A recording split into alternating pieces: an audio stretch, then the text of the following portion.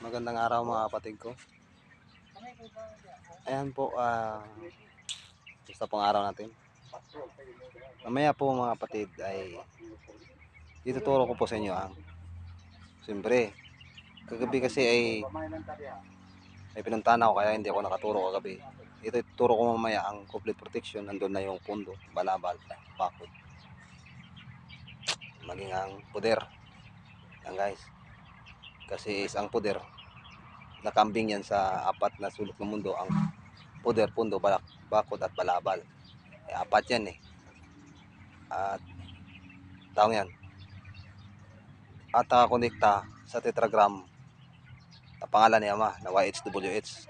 Apat na sulok pa rin. At sa apat na sulok ng mundo na nagmumula rin. Or haligi ng mundo na bawat haliging yan ay may anghel na nakabantay. Anghel Uriel, Michael, Rafael at Gabriel. Yan ang biblical po natin. Hayag po yan lahat. Kaya mamaya